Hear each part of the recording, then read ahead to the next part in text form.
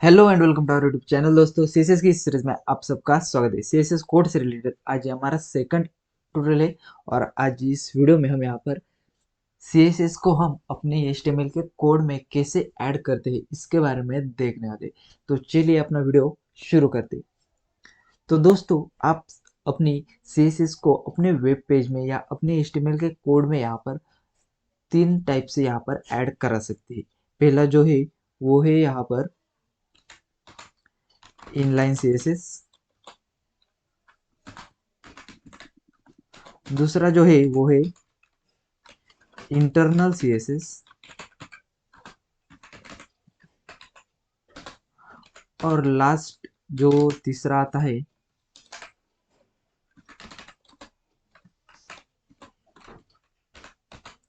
वो है external CSS.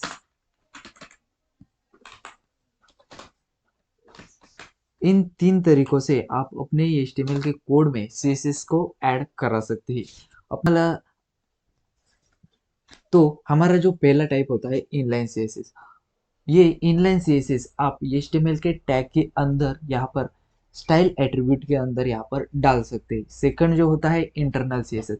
Internal CSS जो होती है वो आप यहाँ पर एचटीएमएल के हेड टैग में आप स्टाइल टैग का यूज कराकर उस स्टाइल टैग के अंदर इस इंटरनल सीएसएस को आप राइट करा सकते हैं। और लास्ट जो आता है वो है एक्सटर्नल सीएसएस। हमारी जो एक्सटर्नल सीएसएस होती है उसे आपको यहाँ पर डॉट एचटीएमएल के फाइल के बाद एक डॉट सीएसएस नाम की एक फाइल आपको यहाँ पर क्रिएट करानी होती है और उस डॉट सीएसएस नाम के फाइल में आप यहाँ पर अपनी सीएसएस को एक्सटर्नल सीएसएस को वहाँ पर राइट करा सकते हैं। तो चलिए हम यहाँ पर अपने एचटीएमएल के कोड में इन तीनों सीएसएस के टाइप्स का हम यहाँ पर कैसे यूज करते हैं इसके बारे में देखते हैं। तो पहले हम यहाँ पर इस तीनों सीएसएस को यहाँ पर कमेंट आउट करा देते हैं और उसके बाद हम यहाँ पर अपने एचटीएमएल के स्ट्रक्चर को डाल देते हैं। एचटीएमएल को स्ट्रक्चर को डालने के बाद हम यहाँ पर इसका टाइटल चेंज कराते हैं। इंटरनल, पहले इनलाइन फिर इंटरनल, उसके बाद एंड एक्सटर्नल सीएसएस। ये टाइटल हम यहाँ पर इसे दे देते हैं और अब चलते हैं अपने बॉडी टैग में और यहाँ पर हम पहले यहाँ पर एक हेडिंग टैग ले लेते हैं और उसमें हम यहाँ पर हेडिंग दे देते हैं एडिंग सीएसएस इन एचटीएमएल कोड। और उसके बाद हम यहाँ पर एक पैराग्राफ टैग बनाते हैं और इस पैराग्राफ टैग को हम यहाँ पर अपनी सीएसएस से डिजाइन कराएंगे। तो इस पैराग्राफ टैग में हम यहाँ पर एक डमी टेक्स्ट डाल देते हैं। 20 वर्ड्स का डमी टेक्स्ट हम यहाँ पे इंसर्ट कराते। 20 थोड़ा ज़्यादा हो गया, हम यहाँ पर 10 वर्ड्स का ही ले लेते हैं। ओके, 10 वर्ड्स का डमी टेक्स्ट हम यहाँ पर इंसर्ट कराते और हम यहाँ पर अपने वीएस कोड को और क्रोम को यहाँ पर एडजस्ट कराते।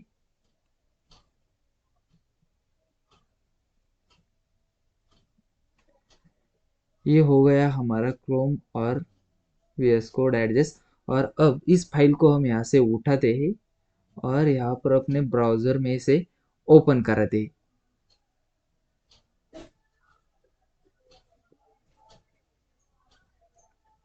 तो देखिए दोस्तों, आप यहाँ पर देख सकते हैं हमारे जो हेडिंग है वो यहाँ पर आ चुकी है। हेडिंग के साथ साथ हमारा जो पैराग्राफ टैग हमने यहाँ पे डाला था वो यहाँ पर हमें शो हो रहा है।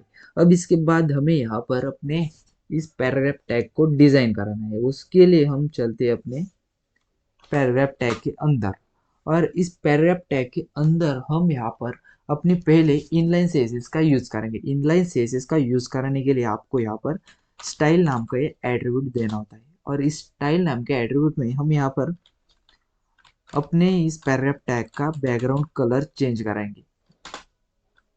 यहाँ पर हम डाल देते हैं पिंक और टेक्स्ट का कलर हम यहाँ पर डाल देते हैं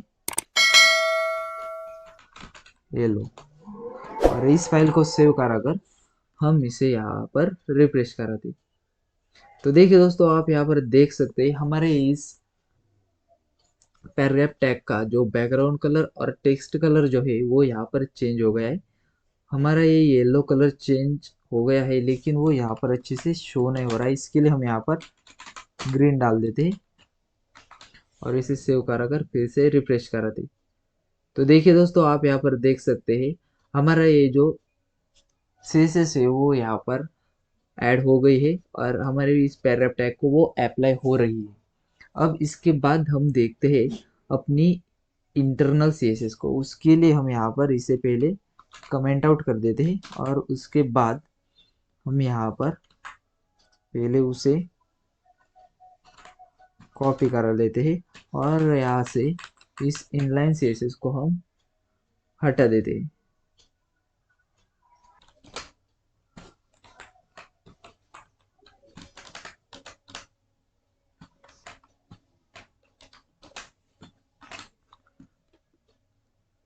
अब इसके बाद हम चलते हैं अपने हेड टैग में, और हेड टैग में आ जाने के बाद आपको यहाँ पर इंटरनल सीएसएस को डालना है।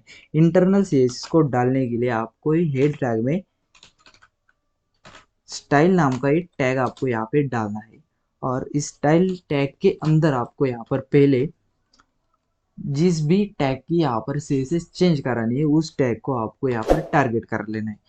हम यहाँ पर पैराग्राफ टैग को टारगेट कराने वाले हैं, तो इसके लिए हमने यहाँ पर पी डाल दिया है और उसके बाद हमें यहाँ पर कर्ली ब्रेसेस दे देने हैं। और कर्ली ब्रेसेस देने के बाद हमें यहाँ पर उसका बैकग्राउंड कलर चेंज कराना है। इसके लिए हम यहाँ पर ये बैकग्राउंड कलर हम यहाँ पर डाल देते हैं। हमने यहाँ पर सिर्फ कलर लिखा है, बैकग्राउंड यहाँ पर करा देते बैकग्राउंड कलर, और इस फाइल को सेव कराकर इसे यहाँ से रिफ्रेश करा देते। तो देखिए दोस्तों, आप यहाँ पर देख सकते हैं हमारा ये जो पैराग्राफ टैग का बैकग्राउंड कलर है वो यहाँ पर चेंज हो गया है। आप ऐसे यहाँ पर अपने इंटरनल सीएसएस का यूज करा सकते हैं। अगर आपको यहाँ पर किसी भी टैग को यहाँ पर अगर उसका कलर ऐड करने है, उसे यहाँ पर सीएसएस अगर आपको अप्लाई करानी है, तो आप यहाँ पर ऐसे स्टाइल टैग लेकर अपने हेड टैग में स्टाइल टैग लेकर उसके अंदर आप यहाँ पर उसके लिए सीएसएस राइट करा सकते हैं। अब इसके बाद हमारा ये जो थर्ड आता है, थर्ड सीएसएस का एडिंग का टाइप, वो है external CSS. External CSS add कराने के लिए आपको यहाँ पर एक एक्स्ट्रा फाइल यहाँ पर बनानी होती है डॉट सीएसएस के नाम से। हमने यहाँ पर एक फाइल यहाँ पर हुई है डॉट सीएसएस नाम से। इस फाइल में हम यहाँ पर अपने सीएसएस को राइट करेंगे। तो हम यहाँ पर अपने उसी पैराग्राफ टैग को यहाँ पर टारगेट कराने वाले हैं। उसके लिए हम यहाँ पर पी डाल देते हैं और इस पैराग्राफ टैग के अंदर हमें यहाँ पर बैकग्राउंड कलर ग्रीन कराना है। तो हम यहाँ पर इसका बैकग्राउंड कलर ग्रीन करा देते हैं और इस फाइल को यहाँ पर सेव कराकर चलते हैं अपने HTML के फाइल में, और यहाँ पर इस इनलाइन से इंटरनल सीएसएस को हम यहाँ पर कमेंट आउट कर देते हैं और इस फाइल को भी फिर से सेव कराते और यहाँ पर रिफ्रेश करा के देखते हैं कि हमारे इस एक्सटर्नल सीएसएस यहाँ पर ऐड होती है या नहीं। तो देखिए दोस्तों, हमारे एक्सटर्नल सीएसएस यहाँ पर ऐड नहीं हुई है क्योंकि हमने यहाँ पर एक्सटर्नल सीएसएस को ऐड नहीं किया है। हमारी जो एक्सटर्नल सीएसएस है उसे हमें अपने वेब पेज में पहले ऐड कराना होता है। उसके लिए हम यहाँ पर एक लिंक टैग का यूज कराते, लिंक, और उसे हमें यहाँ पर उसकी लोकेशन डालनी है। उसके लिए हम यहाँ पर एच रेफरेंस नाम का ये एट्रीब्यूट डाल देते हैं और उसके बाद यहाँ पर हम उसे यहाँ से एक्सपोर्ट कराते और उसके बाद हमें यहाँ पर और एक एट्रीब्यूट लेना है, रिलेशनशिप स्टाइल शीट।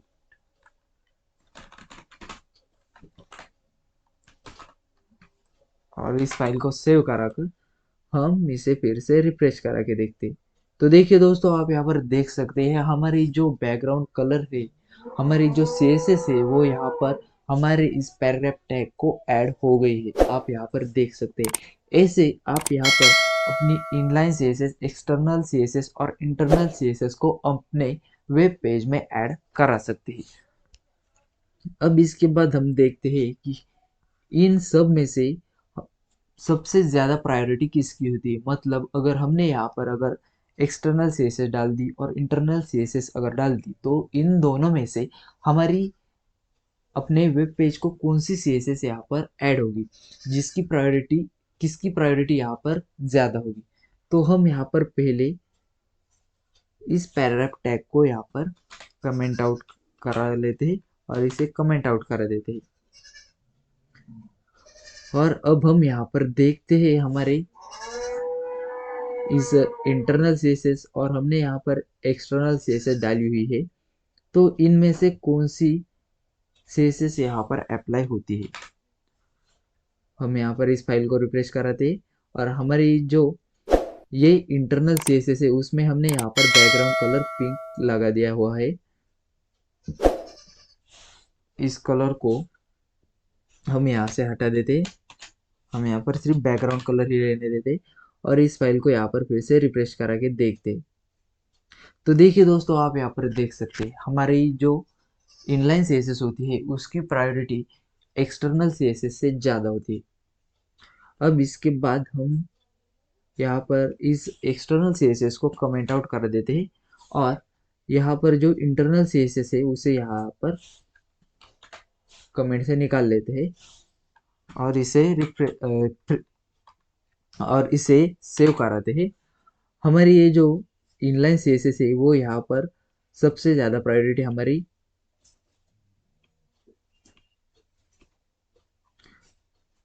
जो इनलाइन सीएसएस है उसे यहाँ पर सबसे ज़्यादा प्रायोरिटी होती है।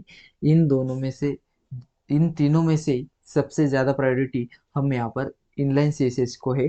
इसके लिए हमारी इनलाइन सीएसएस इनसे ज़्यादा वर्क करती है। और अब इस फाइल को हम यहाँ पर रिफ्रेश करा के देखते।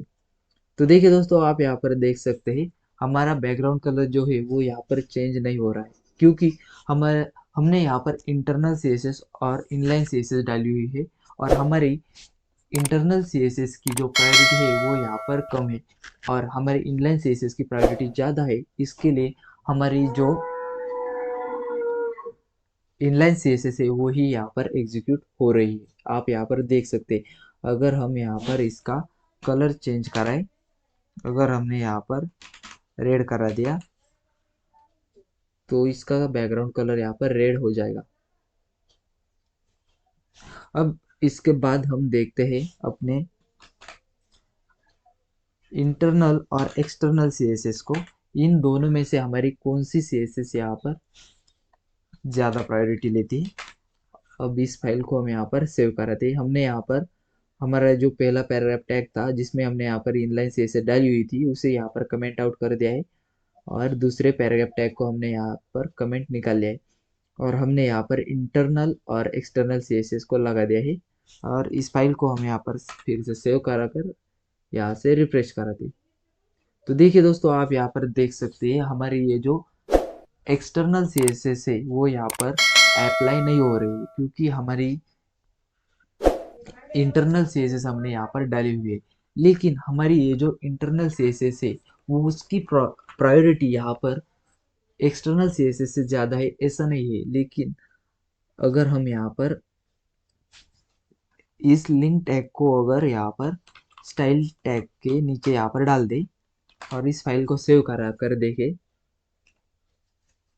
तो देखिए दोस्तों, आप यहाँ पर देख सकते हमने यहाँ पर इस लिंक टैग को अगर इस स्टाइल टैग से पहले डाला तो वो यहाँ पर वर्क नहीं कर रहा है। लेकिन हमने यहाँ पर इस लिंक टैग को अगर स्टाइल टैग के बाद में यहाँ पर डाला तो वो यहाँ पर हमारी जो एक्सटर्नल सीएसएस है वो यहाँ पर हमारे पैराग्राफ टैग को अप्लाई हो रही है, क्योंकि हमने यहाँ पर जिस भी स्टाइल को यहाँ पर पहले डाला हुआ है वो स्टाइल यहाँ पर वर्क नहीं करती है। लेकिन हमने यहाँ पर लास्ट में जो स्टाइल को यहाँ पर डाला हुआ है वो यहाँ पर हमारे वेब पेज को अप्लाई होती है। अगर आपने यहाँ पर पहले इंटरनल सीएसएस को यहाँ पर डाला हुआ है तो वो यहाँ पर वर्क नहीं करेगी। अगर आपने यहाँ पर इंटरनल सीएसएस को एक्सटर्नल सीएसएस के बाद में डाला हुआ है तो हमारी जो इंटरनल सीएसएस है वो यहाँ पर वर्क करेगी। अगर आपने यहाँ पर एक्सटर्नल सीएसएस को इंटरनल सीएसएस के बाद में डाला है तो हमारी जो एक्सटर्नल सीएसएस है वो यहाँ पर वर्क करेगी। इन दोनों की प्रायोरिटी उनके लिखने के, उनके राइट करने के पोजीशन पर डिपेंड होती है। अगर आपने जिसको भी यहाँ पर लास्ट में राइट किया हुआ है उसे यहाँ पर लास्ट में इंक्लूड किया हुआ है वो यहाँ पर ज़्यादा प्रायोरिटी लेती है और वो यहाँ पे वर्क कराती है। अब इसके बाद अगर हम देखें तो अगर हमारी इनलाइन सीएसएस की प्रायोरिटी ज़्यादा है तो हमें यहाँ पर इनलाइन सीएसएस का ही ज़्यादा यूज़ कराना चाहिए या नहीं। अगर आपको ऐसा लगता है कि हमारी इनलाइन सीएसएस का ही हमें यहाँ पर यूज़ कराना है तो ऐसा नहीं है। अगर आप यहाँ पर इनलाइन सीएसएस का ज़्यादा यूज़ कराएंगे तो आपका जो कोड है वो यहाँ पर ज़्यादा मेसी हो जाएगा और आपको अंडरस्टैंडिंग के लिए वो यहाँ पर ज़्यादा डिफिकल्ट हो जाएगा। इसके लिए आपको यहाँ पर ज़्यादा इनलाइन सीएसएस का यूज़ नहीं कराना है। आपको यहाँ पर एक्सटर्नल सीएसएस या इंटरनल सीएसएस का ही यूज़ करना है। अगर आप यहाँ पर कोई वेबसाइट बना रहे हैं तो आपको यहाँ पर एक्सटर्नल सीएसएस ही ज़्यादा यूज़फुल रहेगी, क्योंकि हमारी जो इंटरनल सीएसएस होती है उसकी लिमिटेशन सिर्फ उस पर्टिकुलर एचटीएमएल के फाइल के लिए ही होती है, लेकिन हमारी जो एक्सटर्नल सीएसएस होती है उसकी लिमिटेशन यहाँ पर आप अपने वेब पेज में किसी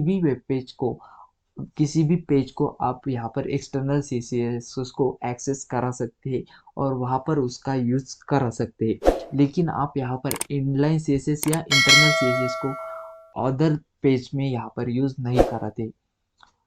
इसके लिए हमें यहाँ पर ज़्यादा से ज़्यादा एक्सटर्नल सीएसएस का ही यूज़ कराना चाहिए।